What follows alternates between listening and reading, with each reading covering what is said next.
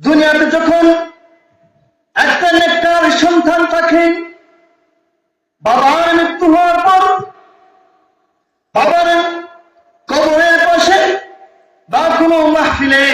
বা কোনো দান সদকা করে বাবার নামে যখন কোরআন খতম করায়, তখন ফেরেশতারা ওই বাবার কাছে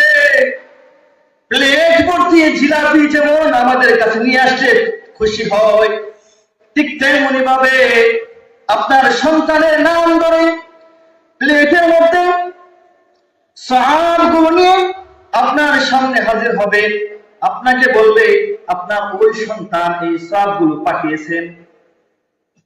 আমাদের সামনে যদি কোনো মানুষ মিষ্টি নিয়ে আসে, মিষ্টি জিলাপি, ভালো ভালো খাবার নিয়ে আসে, আমরা কতটুকু খুশি হয়, আমাদের অন্তর কতটুকু ভালো কাজ করে একটু চিন্তা করে দেখুন। ওই কঠিন দিনে যখন আপনি আযাবের শাস্তিতে ভোগান্তি অবস্থায় থাকবেন, ওই সময় যদি আপনার জন্য দুনিয়া থেকে